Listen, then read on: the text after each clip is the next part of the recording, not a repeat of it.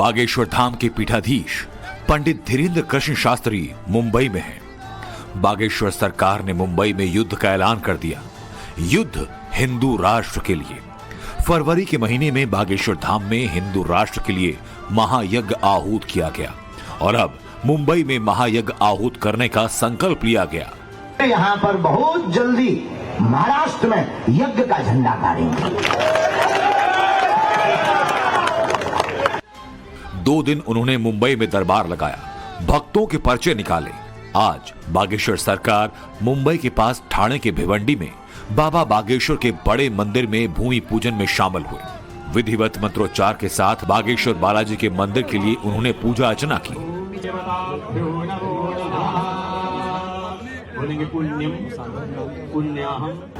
मुंबई के करीबन 2 दिन के दरबार के बाद बाबा बागेश्वर जो हैं वो मुंबई के समीप ही भिवंडी में पहुंचे हैं, जहां पर वो भूमि पूजन कर रहे हैं उस पहली शिलान्यास होने वाली मंदिर का। तस्वीरों के जरिए आप साफ देख पाएंगे किस तरह से ब्राह्मणों के बीच में जो है वो मंत्रोच्चारण के साथ साथ जो है भूमि पूजन का कार्यक्रम जो है वो यहाँ शुरू हुआ है। साफ तौर पर 2 दिन के अपने दरबार के दौरान ही बाबा बागेश्वर ने एक बड़ा जो मैसेज है वो लोगों तक पहुंचाया है कि हिंदू राष्ट्र कैसे बनेगा। 2/3 हिंदू जब सर पर तिलक लगाकर निकलेंगे तब जो है वो हिंदू राष्ट्र तैयार होगा। और उसी के साथ साथ अगर हम बात करें तो उन्होंने ये कहा है कि हिंदुओं को अब जो है इस चीज का प्रण लेना होगा, उनको आगे आना होगा। हर घर से जो एक बच्चा है वो हिंदू राष्ट्र के लिए, सनातन धर्म के लिए आगे आएगा, तब हिंदू राष्ट्र जो है वो तैयार होगा। हालांकि देखना ये होगा कि फिलहाल छतरपुर के बाद ये पहली ऐसी जगह होगी महाराष्ट्र की जहां पर मंदिर का जो है स्थापन होगा। तस्वीरों के जरिए आप देख पाएंगे किस तरह से हाथ में खुद बाबा बागेश्वर के चंदन की वो माला है और सीधी तस्वीर है कि किस तरह से अक्षत चढ़ाते, गंगाजल चढ़ाते, फूल चढ़ाते जो है उन्होंने इस भूमि पूजन में सम्मिलित हुए हैं। मुंबई में बागेश्वर धाम के पीठाधीश्वर धीरेन्द्र शास्त्री ने एक बार फिर फुल वॉल्यूम में हिंदू राष्ट्र की मांग रख दी। मुंबई में धीरेन्द्र शास्त्री ने दावा किया कि भारत हिंदू राष्ट्र जरूर बनेगा और शुरुआत होगी महाराष्ट्र से और उसी हिंदू राष्ट्र की नींव का पहला पत्थर बागेश्वर बालाजी के मंदिर का होगा। दरबार के पहले दिन ही ये कह दिया था कि महाराष्ट्र राज्य सबसे ज्यादा खास इसलिए हो जाता है कि उसके राष्ट्र के नाम पर ही जो महान लिखा है, जिससे बताता है कि ये कितनी महान जगह है और कितनी महानता है। यहीं से हिंदू राष्ट्र के विचार जो है वो आगे बढ़े थे, उसका आगाज हुआ था। इसलिए महाराष्ट्र, मुंबई के अंदर खास तौर पर हिंदू राष्ट्र की जो मांग है वो बड़े पैमाने पर होनी चाहिए। और इसी के साथ साथ उन्होंने कल ये भी कहा कि ये मुंबई जो है ये माया नगरी है, इसे अब माधव नगरी बनाना है, जिसको लेकर हिंदुओं को जो है आगे आना होगा। इसलिए ये तस्वीरें काफी ज्यादा अहम हो जाती हैं बाबा बागेश्वर के। आप देख पाएंगे कि आंखों को बंद करके किस तरह से जो है वो ध्यान कर रहे हैं इन मंत्रों का। और साफ तौर पर कहा जा सकता है कि जो लाखों की संख्या में समर्थक जुड़े हैं धीरेन्द्र शास्त्री के साथ, ये जो है महाराष्ट्र की तस्वीर आध्यात्मिक रूप से कहीं ना कहीं बदलने की ओर आगे बढ़ेगी। बागेश्वर धाम के पीठाधीश्वर धीरेन्द्र शास्त्री का मुंबई का ये ऐलान हिंदू राष्ट्र का बीजारोपण है। हिंदू राष्ट्र के लिए उन्होंने मुंबई को आज बीज सूत्र दे दिया। बागेश्वर सरकार ने कहा कि महाराष्ट्र संतों की धरा है और यहीं से हिंदू राष्ट्र का बीज पहले पौधा और फिर वृक्ष बनकर लहलहाएगा। बागेश्वर सरकार ने कहा कि शिवाजी महाराज ने हिंदवी स्वराज्य का बीज महाराष्ट्र में बोया था और इसलिए हिंदू राष्ट्र की शुरुआत भी यहीं से होगी। किसी ने कहा कि ये तो मध्य प्रदेश में चलता रहेगा। आपको सुनना करके आश्चर्य होगा, धर्म का बिगुल इसी महाराष्ट्र के वीर शिवाजी से बजा। बागेश्वर धाम के पीठाधीश्वर धीरेन्द्र शास्त्री ने कहा कि जिस दिन महाराष्ट्र में 7 करोड़ में से 2 करोड़ टीका लगाकर निकल पड़ेंगे, उसी दिन भारत हिंदू राष्ट्र बन जाएगा।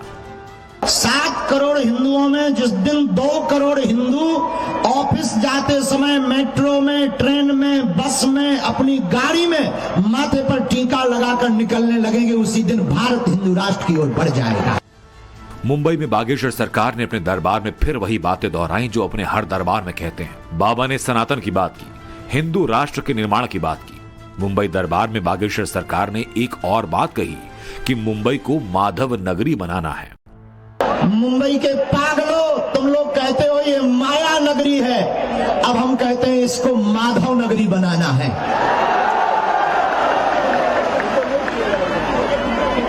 माया नगरी को माधव नगरी बनाना है। अब तुमने माया को तो बहुत पकड़ लिया, आओ बागेश्वर धाम के साथ माधव को भी पकड़े। भूमि पूजन के बाद धीरेन्द्र शास्त्री ने बागेश्वर बालाजी यानी महाविद्वान महाबली हनुमान का वो प्रसंग सुनाया जब उन्होंने रावण के पुत्र अक्षय का वध किया। हनुमान जी लंका गए।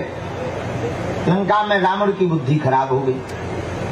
रावण बोला, भाई एक काम करो, इन्होंने हमारे पुत्र को मारा है, क्योंकि हनुमान जी ने रावण के एक पुत्र जिसका नाम अक्षय कुमार था उसका वध किया। रावण ने पूछा, भाई तुम एक बात बताओ, तुमने अक्षय कुमार को क्यों मारा? रावण बोले, सरकार इसमें भी हमारी गलती नहीं है, तुम्हारी है। रावण बोला, बड़ी विचित्र बात है, भाई मारा तुमने, गलती हमारी कैसे? बोले, हमने सुना था कि आप बड़े विद्वान हो। बोले, तो? बोले, हमने सुना था आप 6 शास्त्र 4 वेदों के ज्ञाता हो।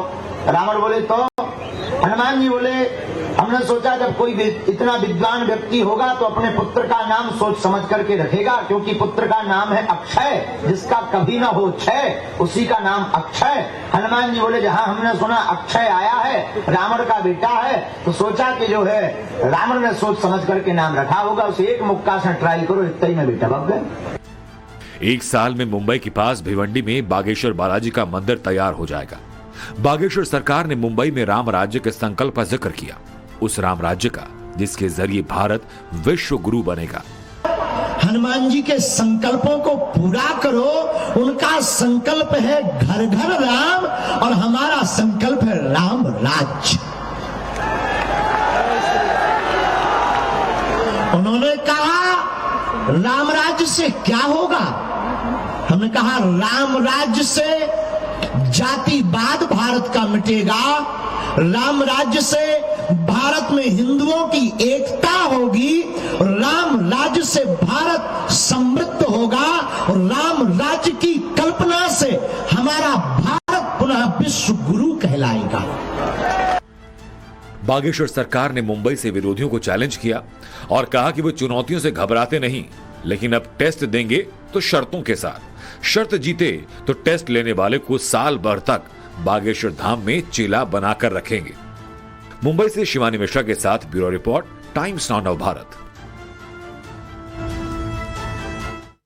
और देखिए, मुंबई में मौजूद टाइम्स नाउ नवभारत संवाददाता शिवानी मिश्रा ने बागेश्वर धाम के पीठाधीश धीरेन्द्र कृष्ण शास्त्री से उनके हिंदू राष्ट्र के संकल्प पर भी खास बातचीत की। बातचीत में बागेश्वर सरकार ने धर्मांतरण रोकने का मूल मंत्र बताया। बागेश्वर सरकार ने कहा कि जब 2/3 हिंदुस्तानी एक साथ हिंदू राष्ट्र की बात करेंगे तब भारत हिंदू राष्ट्र बनेगा। सुनिए क्या कुछ कहा धीरेन्द्र शास्त्री ने। पर मुंबई कैसी लगी? काफी सारे आपने बयान दिए। मैं एक बहुत अहम मुद्दा आपसे जानना चाहती हूँ। हिंदू राष्ट्र की जब बात हो रही थी, आपने कहा कि 2/3 हिंदू जब हिंदू राष्ट्र की मांग करेंगे, जब लव जिहाद और कन्वर्जन धर्मांतरण बंद होगा, तब हिंदू राष्ट्र बनेगा। कब बंद?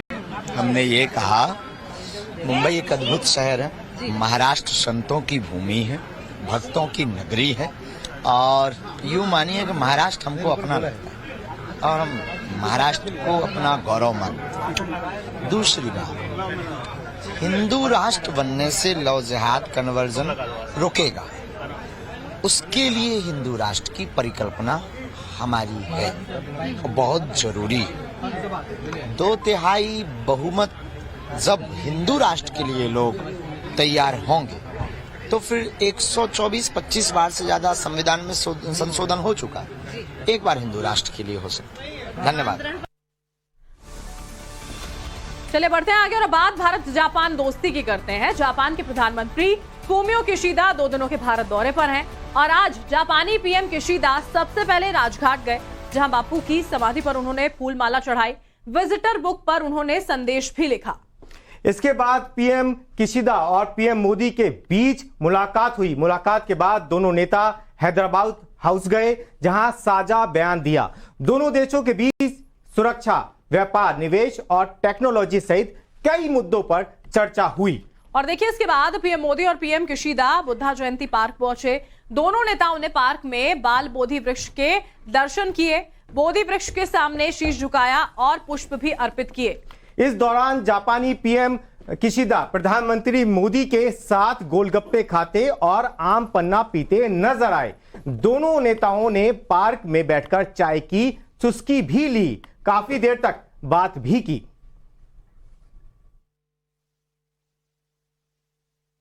प्रधानमंत्री किशिदा और मैं 総理と कई बार मिले हैं は数回 और हर 会ってい बार ます मैंने भारत जापान संबंधों के प्रति उनकी पॉजिटिविटी और प्रतिबद्धता को महसूस किया है और इसलिए आज उनकी यात्रा हमारे आपसी सहयोग का मोमेंटम बनाए रखने के लिए बहुत उपयोगी रहेगी।